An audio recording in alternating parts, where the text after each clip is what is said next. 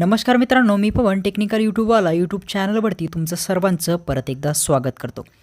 मित्रांनो, या ठिकाणी ट्रान्सफॉर्मर हा एक सेशन आपल्या बॅचमध्ये अपलोड करायचा राहिला होता.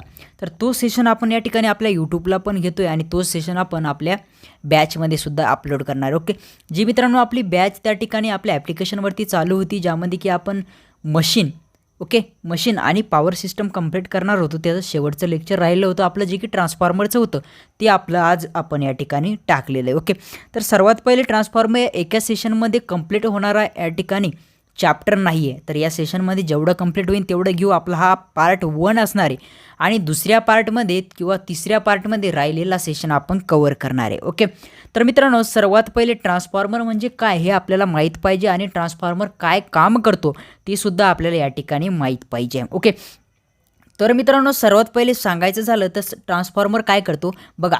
लेक्चर चालू होण्याच्या पहिले सांगतो की कुणी असा व्यक्ती नसतो त्या ठिकाणी की जो काही एकदा म्हणजे हे करल, पूर्ण चॅप्टर वगैरे एकदा करल आणि त्याच एकदा केल्यानंतर त्याच्या लक्षात राहील असं नसतं मित्रांनो. ओके, तर तुम्हाला काय करायचं आहे, एकदम एक मूव्हीज बघितल्यासारखा आपला सेशन एकदम नॉर्मल पद्धतीने बघायचं आहे.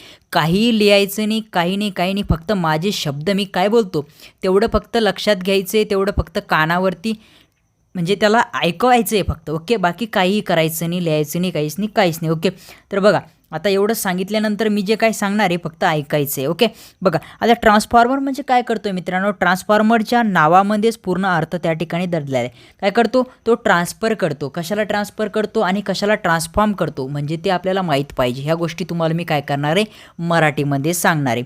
या दोन नावामध्ये मित्रांनो आपल्या काय झालेलं आहे, आपल्या ट्रान्सफॉर्मरचा अर्थ त्या ठिकाणी लपलेला आहे. ओके, तर आपल्याला या ठिकाणी माहिती आहे मित्रांनो, आपला जो ट्रान्सफॉर्मर असतो काय, आपला जो ट्रान्सफॉर्मर असतो तो पॉवरला आणि फ्रिक्वेन्सीला या ठिकाणी काय करतो, पॉवरला आणि फ्रिक्वेन्सीला तो त्याला चेंज न करता, काय या दोघांना चेंज न करता आपल्या व्होल्टेजमध्ये बदल करतो. मग पॉवरमध्ये बदल झाला का नाही, तुमच्या फ्रिक्वेन्सीमध्ये बदल झाला का नाही, पण बदल कोणामध्ये झाला, व्होल्टेजमध्ये. ओके, मग ट्रान्सफॉर्मर हा असा एक डिव्हाइस आहे की जो फ्रिक्वेन्सी आणि पॉवरमध्ये बदल न करता तुमच्या व्होल्टेजमध्ये बदल करतो, म्हणजे तुमच्या व्होल्टेजला कमी किंवा जास्त करतो. मग त्याच्यावरून काही पार्ट पडतात ते आपल्याला नंतर बघायचं आहे. मग ते दोन पार्ट पडतात, एक स्टेप अप ट्रान्सफॉर्मर आणि एक स्टेप डाऊन ट्रान्सफॉर्मर. ओके, मग स्टेप अप म्हणजे काय, त्यामध्ये व्होल्टेज जास्त आपल्याला भेटतं आणि स्टेप डाऊन म्हणजे काय, त्यामध्ये आपल्याला काय होतं, व्होल्टेज कमी भेटतं. आणि मित्रांनो, तुम्हाला लक्षात ठेवायचं आहे की या ठिकाणी आपल्याला पॉवर कॉन्स्टंट ठेवण्यासाठी आपल्याला व्होल्टेज आणि करंटमध्ये बदल करावा लागतो. मग ज्या ठिकाणी आपला व्होल्टेज वाढतो त्या ठिकाणी ॲटोमॅटिकली आपला करंट कमी होतो. या सर्व कन्सेप्ट आपल्याला समोर बघायचे आणि प्रत्येक कन्सेप्ट आपल्याला त्या ठिकाणी लक्षात राहील अशा पद्धतीने मी तुम्हाला सांगणार आहे, त्यामध्ये कोणतीही शंका नाही. ओके, तर बघा, तुम्हाला एवढं कळालं की ट्रान्सफॉर्मर म्हणजे काय. ट्रान्सफॉर्मर काय करतो, पॉवर आणि फ्रिक्वेन्सीमध्ये बदल न करता या ठिकाणी व्होल्टेजमध्ये बदल करतो आणि व्होल्टेजमध्ये बदल झाला की आपल्या करंटमध्ये बदल होतो. त्या दोघांमध्ये व्हॅरी करून मग आपली पॉवर काय राहते, त्या ठिकाणी कॉन्स्टंट राहते मित्रांनो. तसं जर पाहिलं तर या ठिकाणी पॉवरसुद्धा कॉन्स्टंट नसते. पण आपल्या सिलेबसनुसार या ठिकाणी तुम्हाला जर सांगायचं झालं की तुमच्या ट्रान्सफॉर्मरमध्ये लॉस होतात का मित्रांनो, हो 100% होतात. मग लॉस जर होत असेल तर तुमची पॉवर बी कॉन्स्टंट राहील का, नाही, पॉवरसुद्धा कॉन्स्टंट राहत नाही. पण या ठिकाणी आपण काय म्हणतो, आपल्या सिलेबसनुसार पॉवर कॉन्स्टंट राहते. जर आपण प्रॅक्टिकली विचार केला तर राहत नाही, पण आपण या ठिकाणी आपल्या सिलेबसनुसार विचार जर केला, ओके, तर या ठिकाणी आपल्याला काय म्हणायचं आहे, पॉवर ही आपल्याला कॉन्स्टंट ठेवायची आहे, ती कॉन्स्टंट राहते आणि तुमची फ्रिक्वेन्सीसुद्धा कॉन्स्टंट राहते. ओके, चला, एवढ्या गोष्टी कळाल्या. आता ह्या गोष्टींवरती पेपरला प्रश्न येतो, त्यामुळे मी तुम्हाला ह्या गोष्टी सांगितल्या. आता दुसरा प्रश्न असा मित्रांनो, जे तुमच्या ट्रान्सफॉर्मरची या ठिकाणी काय या ठिकाणी टाईप आहे त्यावरती प्रश्न येतो आणि ट्रान्सफॉर्मरचे जे या ठिकाणी पार्ट आहे मित्रांनो, काय पार्ट म्हणजे हे सर्व ट्रान्सफॉर्मरचे पार्ट आहे जे की तुम्हाला डायग्राममध्ये दिसत आहे. या पार्टवरती पेपरला प्रश्न विचारला जातो, म्हणजे कोणता पार्ट काय काम करतो, तो कशासाठी आपल्या ट्रान्सफॉर्मरला या ठिकाणी जोडलेला आहे. ओके, यावरती पेपरला प्रश्न विचारले जातो, ते तुम्हाला त्या ठिकाणी आलं पाहिजे. तर आपण एका या ठिकाणी जो पार्ट आहे ट्रान्सफॉर्मरचा त्याची इन्फॉर्मेशन तुम्हाला सांगतो, तुम्हाला फक्त काय करायचं आहे, ऐकायची. ओके, तर सर्वात पहिले आपण सुरुवात करू बघा मेन टँकपासून. मेन टँक म्हणजे काय मित्रांनो, बघा ट्रान्सफॉर्मर जो तुम्हाला दिसतो एवढी मोठी पेटी दिसती तुम्हाला, ही काय अशी एवढी मोठी पेटी दिसती ही, बरोबर का नाही. तर ही जी पेटी असते मित्रांनो ही ट्रान्सफॉर्मरची, हा असतो तुमचा ट्रान्सफॉर्मरचा टँक. मित्रांनो हा जो बनलेला असतो तो आयर्नपासून म्हणजे तुमच्या लोखंडापासून बनवला जातो. ओके, हे पेपरला येत नाही तो कशापासून बनवला जातो हे अजिबात पेपरला येत नाही. ओके, आणि यावरती अशी एक प्लेट लावलेली असते, त्या प्लेटवरती काय असते मग मित्रांनो, तुमच्या ट्रान्सफॉर्मरची सर्व इन्फॉर्मेशन दिलेली असते. ओके, तर आता ट्रान्सफॉर्मरचा जो टँक असतो मित्रांनो, त्या ट्रान्सफॉर्मरच्या टँकमध्ये आपली वाइंडिंग असते. काय अशा पद्धतीने मग तो ट्रान्सफॉर्मर कोणत्या प्रकारचा आहे, कोर टाईप आहे, शेल टाईप आहे, बेरी टाईप आहे, तो ज्या प्रकारचा ट्रान्सफॉर्मर असेल त्या प्रकारानुसार त्यामध्ये काय असते, आपल्या वाइंडिंग ठेवलेल्या असतात. ओके, मग वाइंडिंग ठेवल्यानंतर त्या ठिकाणी वाइंडिंग झाल्या, आता वाइंडिंग त्या ठिकाणी ठेवल्या आणि त्या वाइंडिंगला थंड ठेवण्यासाठी काय, त्या वाइंडिंगला थंड ठेवण्यासाठी या ट्रान्सफॉर्मरच्या टँकमध्ये काय करतो आपण, आपलं ऑइल, कोणतं ट्रान्सफॉर्मर ऑइल काय आपण त्यामध्ये टाकत असतो. ओके, त्याची इन्फॉर्मेशनसुद्धा आपण समोर बघणार आहे. ओके, तर आता तुम्हाला ट्रान्सफॉर्मर टँक कळला. आता या ट्रान्सफॉर्मरच्या टँकला बाकीचे इक्विपमेंट लावलेले असतात. मग ते कोणकोणते, आता या ठिकाणी आहे बुशिंग. बुशिंग म्हणजे काय मित्रांनो, तुम्हाला या ठिकाणी दिसतंय काय, या ठिकाणी दिसतंय पोर्सिलिन तुम्हाला दिसतोय मित्रांनो, पोर्सिलिन.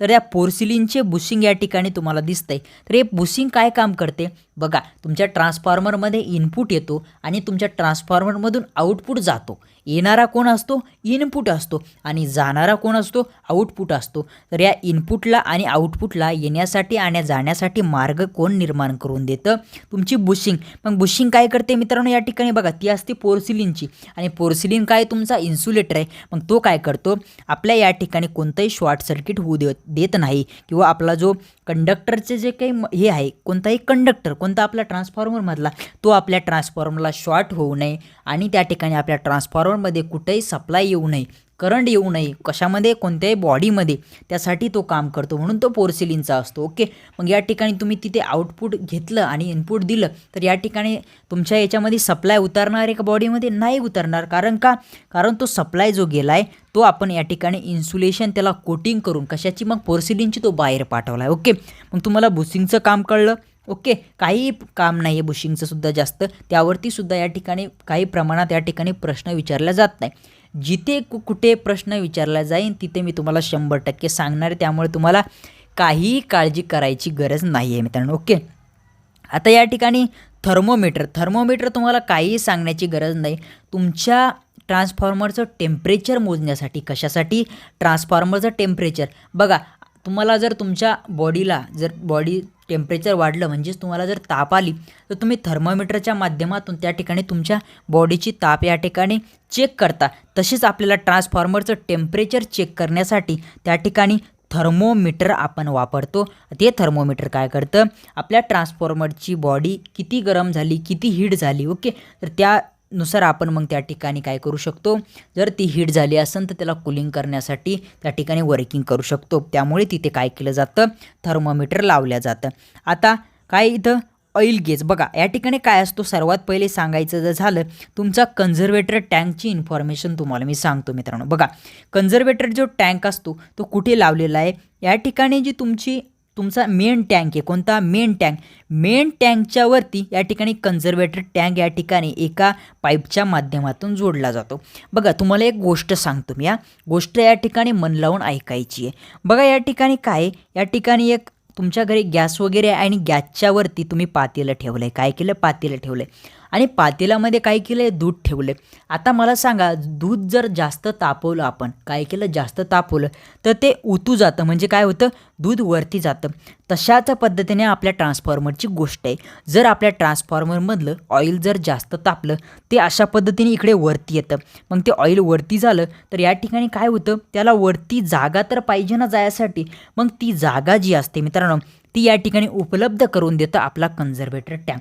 मग ते ऑइल जास्त झालं की ते ऑइल आपल्या कन्झर्वेटर टँकमध्ये जातं आणि ते थंड झाल्यानंतर परत ते कमी होतं आणि ते कमी झाल्यानंतर परत आपल्या मेन टँकमध्ये येतं मित्रांनो. ओके, मग आपला कन्झर्वेटर टँक काय करतो, या ठिकाणी आपल्या ऑइलला तो जेव्हा हीट होतो, आपल्या दुधासारखा जेव्हा तो उतू जातो, काय जातो, उतू जातो, म्हणजे दुधाचा एक गावरान शब्द मी त्या ठिकाणी वापरला.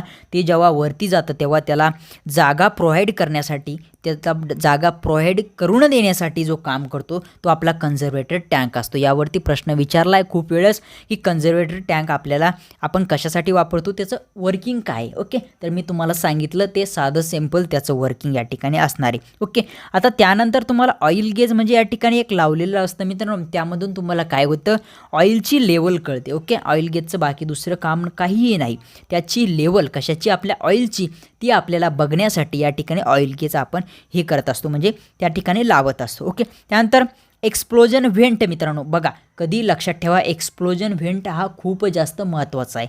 छोट्या ट्रान्सफॉर्मरसाठी आपण वापरत नाही याला, जे मोठमोठे ट्रान्सफॉर्मर असतात ओके त्यामध्ये आपण याचा वापर त्या ठिकाणी करतो. तर बघा या ठिकाणी कसं आहे माहिती आहे का, जेव्हा तुमचं ट्रान्सफॉर्मरचं ऑइल हीट होतं, खूप जास्त प्रमाणात हीट होतं आणि ती हीट जर काय झालं, ती हीट जर आता ती हीट कशाच्या माध्यमातून बाहेर पडते, ते जे हीट असते तिथली जी वाफ असते ती तुमच्या कशाच्या या ठिकाणी ब्रीदरच्या माध्यमातून बाहेर पडते. ओके, ती कशा पद्धतीने पडते ती मी तुम्हाला सांगतो. पण या ठिकाणी खूपच जास्त प्रमाणात झाली, खूपच जास्त प्रेशर तुमच्या या टँकवरती जर आलं तर या ठिकाणी टँकचा ब्लास्ट होण्याची सुद्धा चान्सेस असतात. मग असं होऊ नये मित्रांनो, काय असं होऊ नये आणि असं होऊ नाही त्यासाठी आपण जे इक्विपमेंट वापरतो तो असतो तुमचा एक्सप्लोजन व्हेंट. मग हा काय करतो, या ठिकाणी एक पातळ एक पापुद्रा लावलेला असतो आणि तो पापुद्रा काय होतो माहिती आहे का, जेव्हा यावरती प्रेशर येतं तेव्हा तो फुटतो. हा काय होतं, फुटतो आणि या ठिकाणी जे काही गॅसेस त्या ठिकाणी तयार झाले, कशामुळे, त्या ठिकाणी उष्णतेमुळे, हीटमुळे ते या ठिकाणून काय होतात, मग बाहेर पडतात आणि आपल्या ट्रान्सफॉर्मरचं संरक्षण त्या ठिकाणी केल्या जातं. आता झाला ब्रीदरवरती सगळ्यात जास्त प्रश्न आपल्याला त्या ठिकाणी ट्रान्सफॉर्मरमध्ये विचारले जातात. मग ब्रीदर काय आहे, ब्रीदरमध्ये एक केमिकल असतं मित्रांनो, मग ते केमिकल असतं सिलिका जेल. काय, सिलिका जेल, सिलिकॉन जेल नाही मित्रांनो, ते काय असतं, सिलिका जेल. तुम्हाला ऑप्शनमध्ये सिलिकॉन जेलसुद्धा दिले जातं आणि सिलिका जेलसुद्धा दिलं जातं, तर तुम्हाला त्या ठिकाणी टिक करायचे काय, सिलिका जेल. तर तुम्हाला प्रश्न असा येतो की ब्रीदरमध्ये कोणतं केमिकल वापरलं जातं, ते कोणतं असतं मित्रांनो, सिलिका जेल. आता बघा कसं असतं, बघा जेव्हा तुमच्या ट्रान्सफॉर्मरमधलं ऑइल हीट होतं तेव्हा त्यातली जी वाफ असते मित्रांनो ती काय होते, या ठिकाणून बाहेर पडली जाते. ठीक आहे, ती बाहेर पडते म्हणजे इथलं जे ऑइल जे असतं ते वरती येतं. जेव्हा ऑइल वरती येतं तेव्हा तिथलं जे प्रेशराईज हीट आहे, काय प्रेशराईज, त्याच्यावरती एक गोष्ट सांगतो, त्या गोष्टीच्या माध्यमातून तुम्हाला 100% कळेल. ओके, तर बघा या ठिकाणी एक पंप असतो, कोणता, तुम्हाला सायकलला आणि मोटरसायकलला हवा मारण्यासाठी एक पंप असतो. ओके, अशा पद्धतीने एक पंप असतो आणि याला या ठिकाणी वायसर असतं. ओके, तुम्ही याला काय म्हणता, इथे काय असते, नळी असते आणि त्या नळीच्या माध्यमातून तुम्ही तुमच्या गाडीच्या टायरला ते लावता आणि तिथून हवा मारता. ओके, तर या ठिकाणी जेव्हा ही वरची पाईप असते तुम्ही खाली दाबता, या ठिकाणून ह्या वायसरच्या माध्यमातून या ठिकाणी जी हवा असते या पोकळीमध्ये, ती हवा या नळीच्या माध्यमातून तुमच्या टायरमध्ये जाते. सेम तशाच पद्धतीने या ठिकाणी जेव्हा हे इथलं जे ऑइल असतं ते वरती जातं, काय तिथलं ऑइल जे वरती जातं, या पोकळीमध्ये जी हवा असते मित्रांनो, ती हवा या ठिकाणून काय होते, तुमच्या ब्रीदरच्या माध्यमातून बाहेर जाते. चला ठीक आहे, गेली हवा बाहेर. पण या ठिकाणी काय होतं माहिती आहे का, जेव्हा हे ऑइल जे वरती गेलेलं असतं ते ऑइल जेव्हा खाली येतं, काय ते ऑइल जेव्हा खाली येतं तेव्हा त्याला बाहेरूनसुद्धा हवा आतमध्ये घ्यावी लागते. कसं काय बरं मला सांगा. या ठिकाणी हा तुमचा काय, या ठिकाणी एक बूच असतं, ते काय असतं, बूच असतं, ते खाली दाबले की हवा बाहेर गेली. पण त्याला कधी लक्षात ठेवा, तुमच्या चाकातली हवा ते बाहेर घेत नाही, काय तुमच्या चाकातली हवा ते बाहेर घेत नाही, पण वातावरणातली कोणती तरी हवा त्या ठिकाणी आतमध्ये येते. त्याच पद्धतीने या ठिकाणी बाहेरची हवासुद्धा कशाच्या माध्यमातून, तुमच्या ब्रीदरच्या माध्यमातून ट्रान्सफॉर्मरमध्ये येते. मग बघा मला सांगा, वातावरणातली हवा ट्रान्सफॉर्मरमध्ये येते, पण त्या हवेमध्ये जर पाण्याचं प्रमाण जर असलं आणि ते पाण्याचं प्रमाण तुमच्या ऑइलमध्ये जर आलं तर तुमच्या ट्रान्सफॉर्मरचं ऑइल काय होईल मित्रांनो, त्या ठिकाणी खराब होईल. मग असं होऊ नये म्हणूनच त्या ठिकाणी काय केलं जातं, सिलिका जेल वापरल्या जातं. ओके, मग आता सिलिका जेल काय करतं, या ठिकाणी जे मॉइश्चर असतं हवेमधलं त्या मॉइश्चरला ॲब्झॉर्ब करतं. काय करतं, त्या मॉइश्चरला ॲब्झॉर्ब करतं आणि कोरडी हवा या ठिकाणी मग काय करतं, ट्रान्सफॉर्मरमध्ये पाठवतं. एवढं कळालं तुम्हाला, कोरडी हवा आपल्या ट्रान्सफॉर्मरमध्ये गेली. आता नंतर बघा या ठिकाणी कोरडी हवा ट्रान्सफॉर्मरमध्ये गेली, पण आपल्या सिलिका जेलमध्ये काहीतरी चेंजेस होतात, त्यावर ती प्रश्न पेपरला आलेला आहे. ओके, मग चेंजेस काय होतं, सिलिका जेल स्टार्टिंगला कसं असतं मित्रांनो, बघा स्टार्टिंगला ते निळ्या रंगाचं असतं. कशा रंगाचं असतं स्टार्टिंगला निळ्या रंगाचं आणि नंतर ते गुलाबी रंगाचं होतं. कधी नंतर जेव्हा ते मॉइश्चर ॲब्झॉर्ब करतं तेव्हा ते गुलाबी रंगाचं होतं, पण मॉइश्चर ॲब्झॉर्ब करण्याच्या पहिले तो असतो कशाचा निळ्या रंगाचा. यावरती प्रश्न पेपरला येतो की मॉइश्चर ॲब्झॉर्ब करण्याच्या पहिले सिलिका जेलचा रंग कसा असतो, तर तो असतो मित्रांनो निळा. आणि मॉइश्चर ॲब्झॉर्ब केल्यानंतर नंतर त्याचा रंग कसा होतो, तर तो गुलाबी होतो. एवढं तुम्हाला लक्षात ठेवायचे. 100% हा प्रश्न पेपरला येण्याचे चान्सेस असतात मित्रांनो. ओके, आता काय आपला बकोल्स रिले. काय बकोल्स रिले? आता बकोल्स रिले कुठे वापरला जातो आणि त्याचं काम काय मित्रांनो, यावरती पेपरला प्रश्न आलेले आहे आणि येण्याचे सुद्धा चान्सेस आहे. ओके, प्रश्न कशा पद्धतीने येतात हेही आपण शिकतोय आणि या ठिकाणी थेरी पण शिकतो. ओके, मग एकात एक जर शिकलं तर चांगल्या पद्धतीने ते आपल्या लक्षात राहतं. बघा, बकोल्स रिले कुठे लावलेला असतो? सर्वात महत्त्वाचं तुमचा जो कन्झर्वेटर टँक असतो आणि मेन टँक असतो यांच्या दोघांच्या मधोमध तुमचा बकोल्स रिले लावला जातो. ओके, आणि जे तुमचे ऑइल फील्ड ट्रान्सफॉर्मर असतात, कोणते ऑइल फील्ड ट्रान्सफॉर्मर, ओके, त्या ट्रान्सफॉर्मरमध्येच तुमचा बकोल्स रिले लावला जातो. ओके, काय तुमचा जो बकोल्स रिले असतो तो ऑइल फील्ड ट्रान्सफॉर्मरमध्येच लावला जातो आणि तो कन्झर्वेटर टँक आणि मेन टँक यांच्यामध्ये असतो. मग यांच्यामध्ये असतो बघा, त्यांच्यामध्ये असतो, पण तो कसा असतो? अशा पद्धतीने या ठिकाणी तिरकस लावला जातो आणि तिरकस तो किती लावला असतो? तो असतो बघा 9.8 डिग्री. या ठिकाणी तो काय असतो? या ठिकाणी अशा पद्धतीने तिरकस लावला जातो. एवढं तुम्हाला लक्षात ठेवायचं आहे. काय तो तिरकस लावला जातो, परंतु किती? 9.8 डिग्री या ठिकाणी तिरकस लावला जातो. यावरती पेपरला प्रश्न येऊ शकतो. आणि दुसरी जर बकोल्स रिलेच्या रिलेटेड जर एक गोष्ट सांगायची झाली तर हा गॅस ॲक्च्युएटेड, मला तो शब्द आला नाही बरोबर, काय गॅस ॲक्च्युएटेड रिले. यावरती पेपरला प्रश्न येतो की हा बकोल्स रिले जो आहे तो कोणता रिले? तो गॅस ॲक्च्युएटेड रिले त्या ठिकाणी आहे मित्रांनो. ओके, यावरती सुद्धा पेपरला प्रश्न आहे. मग अशा पद्धतीने बकोल्स रिले तुम्हाला कळला. बकोल्स रिले, बकवास रिले का बकोल्स रिले, यावरती तुम्हाला लक्षात ठेवायचे. काय ठेवायचे? बकोल्स रिले. बकोल्स रिले कळाला. बकोल्स रिलेमध्ये अजून एक सांगायची जर गोष्ट झाली तर त्या ठिकाणी काय असतं? बकोल्स रिलेच्याचमध्ये काय? बकोल्स रिलेच्याचमध्ये एक मर्क्युरी स्विच असतं. काय? Mercury switch. काय? Mercury switch. कळालं. आणि ते मर्क्युरी स्विच काय करतं मित्रांनो, तर तुमच्या ट्रान्सफॉर्मरमध्ये जर छोटा फॉल्ट आला तर ते अलाराम देतं. ओके, मग ते अलाराम जर दिला तर आपण काय करू शकतो? त्या ठिकाणचा सप्लाय त्या ठिकाणी बंद करू शकतो. आणि जर मोठा फॉल्ट जर आला मित्रांनो तर आपण त्या ठिकाणी ते सप्लाय बंद करण्याच्या पहिलेच आपल्या ट्रान्सफॉर्मरमध्ये फॉल्ट होऊन जाईल. पण आपला बकोल्स रिले तेवढा या ठिकाणी मूर्ख आहे का? नाही. छोट्या फॉल्टला तो अलाराम देतो ते ठीक आहे, पण जर मोठा फॉल्ट आला की ट्रान्सफॉर्मरला सप्लायपासून डायरेक्टली तो काय करून टाकतो? वेगळा करून टाकतो. अशा पद्धतीने बकोल्स रिले आत्ता या ठिकाणी कव्हर झाला. त्यानंतर रेडिएटर म्हणजे अशा पद्धतीने आपल्या ट्रान्सफॉर्मरच्या बाजूला या ठिकाणी नळ्या असतात. नळ्या म्हणजे काय? त्या ट्रान्सफॉर्मरला अशा आपल्या मेन टँकला कनेक्ट असतात. मग मेन टँकला कनेक्ट असल्यावर काय करता? काय त्याचं काम काय? बघा, या ठिकाणी तुमच्या ट्रान्सफॉर्मरमध्ये ऑइल असतं आणि ते ऑइल थंड होणं खूप महत्त्वाचं असतं. मग आपल्या ट्रान्सफॉर्मरचं ऑइल काय करतं? असं या ठिकाणून खेळत राहतं. म्हणजे गरम झालं की असं इकडून येतं, परत थंड झालं की खाली जातं. मग हे थंड कसं होतं? बघा, या ठिकाणून या रॅडिएटरमधून जेव्हा आपलं काय होतं? ऑइल जातं, तर तेव्हा त्या ऑइलला बाहेरची हवा लागते आणि बाहेरची हवा लागल्यानंतर ते काही प्रमाणात या ठिकाणी थंड होतं. जास्त म्हणजे पूर्णच थंड होत नाही, काही प्रमाणात थंड होतं. आणि थंड झालं की या ठिकाणी ते खाली तळामध्ये जातं आणि गरम ऑइल परत वरती जातं. आणि ही क्रिया ही काय होते? सतत या ठिकाणी चालू राहते. ओके, या ठिकाणी ट्रान्सफॉर्मरचे मेन पार्ट आपण आता बघितले. ओके, तर हे पार्ट या ठिकाणी बघितल्यानंतर आता आपल्याला ट्रान्सफॉर्मरच्या आतमधली सुद्धा काही गोष्टी बघायच्या आहे. मग ट्रान्सफॉर्मरच्या आतल्या गोष्टी बघायच्या झाल्या तर त्या कोणकोणत्या बघावं लागणार आपल्याला? बघा, ट्रान्सफॉर्मरची अशी ओपन डायग्राम तुम्हाला या ठिकाणी मी दाखवली आहे. ओके, बघा, मग ट्रान्सफॉर्मरची ओपन डायग्राममध्ये तुम्हाला आता कोणकोणत्या गोष्टी या ठिकाणी दिसत आहे? सर्वात पहिले तुम्हाला कोर दिसते, बरोबर. तर कोर कशाच्या बनवल्या जातात? काय त्या ठिकाणी कोणते लॉसेस होतात? आणि ते लॉसेस या ठिकाणी थांबण्यासाठी आपल्याला ते कोणत्या मटेरियलच्या बनवल्या जातात? त्या सर्व गोष्टी आपण समोर बघणार आहे. फक्त ट्रान्सफॉर्मर तुम्हाला या ठिकाणी ओपन डायग्राम मी यासाठी दाखवली की तुम्हाला ट्रान्सफॉर्मर नेमका आतमध्ये कसा असतो ते त्या ठिकाणी एक क्लिक होणार आहे. ओके, बघा आता ह्या कोर आहे मित्रांनो. ओके, आता हा ट्रान्सफॉर्मर कोणत्या प्रकारचा हे सुद्धा तुम्हाला या ठिकाणून तुम्ही समजू शकता.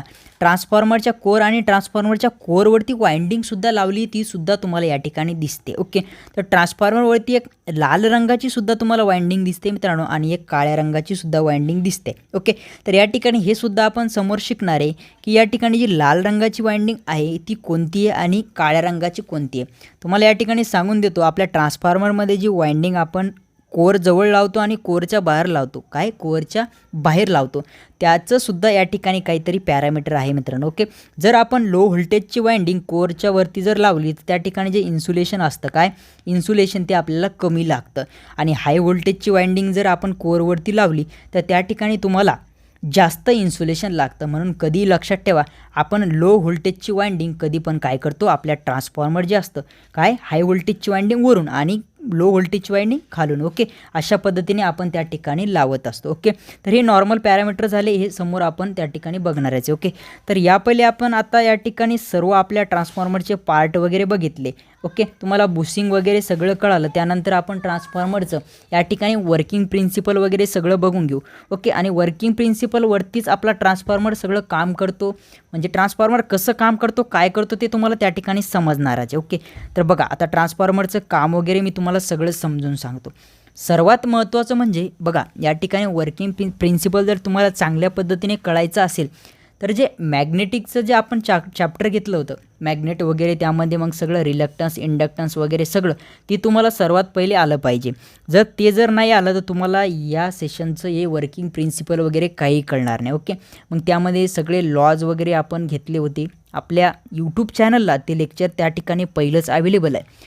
जर तुम्ही त्या ठिकाणी ते बघितलं नसेल तर सर्वात पहिले तुम्ही ते बघू शकता. त्यानंतर आपण नंतरच हे सेशन कंटिन्यू समोर करायचे. बघा आपला ट्रान्सफॉर्मर जर आपण सांगायचं झालं तर कोणत्या प्रिन्सिपलवरती काम करतो असा प्रश्न पेपरला येत असतो. ओके, मग ट्रान्सफॉर्मर हा कोणत्या वर्किंग प्रिन्सिपलवरती काम करतो मित्रांनो, ते आपल्याला जर या ठिकाणी माहीत करून घ्यायचं असलं तर बघा मी तुम्हाला या ठिकाणी सांगते. बघा लेक्चर कधी बघत असताना लक्षात ठेवा, एक गोष्ट आपण ऐकतोय अशा पद्धतीने या ठिकाणी ऐकायचे आणि शेवटी नंतर मग तुम्हाला ते परत ऐकून तुमच्या नोट्स काढायच्या आहे. बघा जर तुम्हाला सांगायचं झालं की तुमचा ट्रान्सफॉर्मर कोणत्या प्रिन्सिपलवरती काम करतो, तो Faraday's law of electromagnetic induction या तत्वावरती त्या ठिकाणी काम करतो. तत्व म्हणजे काय, तो प्रिन्सिपल आहे कशाचा, मग तुमच्या ट्रान्सफॉर्मरचा. परत एकदा सांगतो, तुमचा ट्रान्सफॉर्मर जो असतो Faraday's law of electromagnetic induction या तत्वावर काम करतो.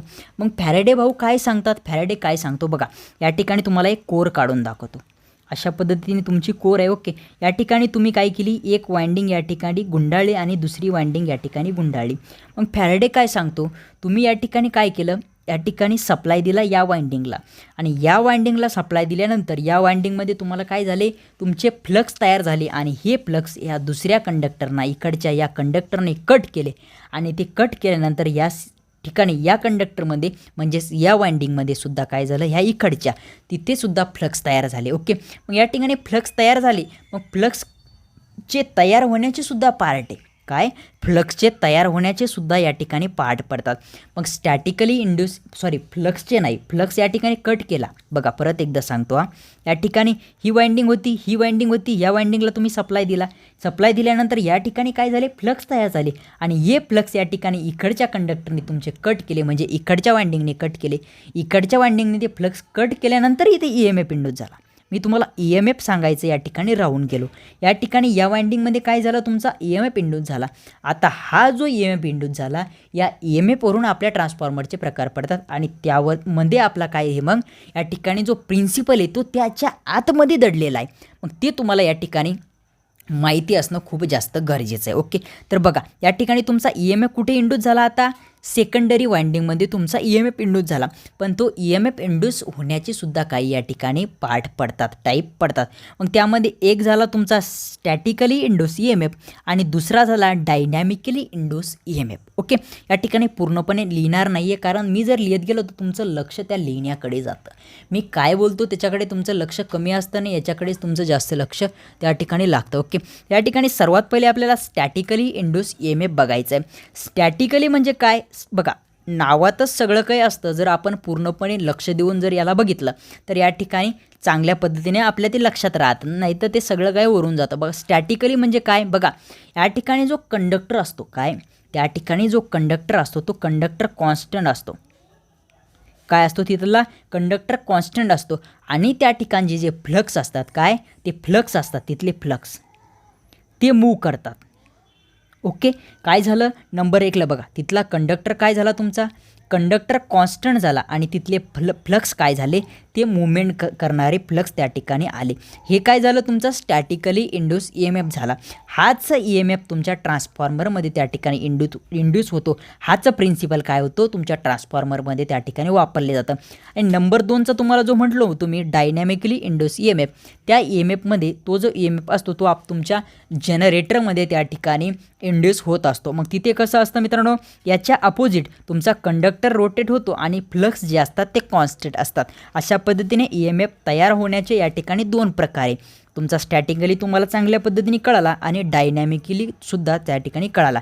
डायनॅमिकली म्हणजे काय, तुमचा कंडक्टर रोटेट होणार फिरणार आहे आणि स्टॅटिकली म्हणजे काय, तुमचा कंडक्टर या ठिकाणी कॉन्स्टंट राहणार आहे. म्हणजे त्या ठिकाणी शब्दामध्ये सर्व काही या ठिकाणी दडलेलं. ओके, या ठिकाणी आता EMF बघितली आणि याच्या पुढचा जो आपला सेशन जे असणार आहे त्यामध्ये मग या ठिकाणी परत आपलं जे या ठिकाणी जो मेन पार्ट असणार आहे कशाचा, ट्रान्सफॉर्मरचा, जो स्टॅटिकली इंड्यूस EMF आहे त्या स्टॅटिकली इंड्यूस EMFचे पार्ट आहे. मग सेल्फ इंड्यूस EMF, त्या ठिकाणी म्युच्युअल इंड्यूस EMF, मग कोणत्या ट्रान्सफॉर्मरमध्ये कोणता EMF त्या ठिकाणी होतो, मग तुमच्या ऑटो ट्रान्सफॉर्मरमध्ये वेगळं आणि तुमचा कोर ट्रान्सफॉर्मर जो असतो त्यामध्ये वेगळं. त्याचा पूर्ण आपण कंटेंट आपण नंतरच्या सेशनमध्ये बघणार. ओके, हा सेशन तुम्हाला एकदा पहिले बघायचं आहे, त्यामध्ये नोट्स काढायची नाही आहे. ओके, आणि दुसऱ्यांदा बघताना त्या ठिकाणी ऐकायचं आहे, सेशन थांबवायचं आहे, नोट्स काढायचे आहे, परत परत हे तुम्हाला करायचं आहे. असं केल्यानंतरच तुम्हाला या ठिकाणी परिपूर्ण या ठिकाणी नॉलेज गेन होणार आहे. ओके, तर या ठिकाणी आपण आजच्या सेशनला या ठिकाणी पूर्णविराम देऊया आणि भेटूया अशाच एका नवीन सेशनमध्ये पुन्हा एकदा. Thank you so much.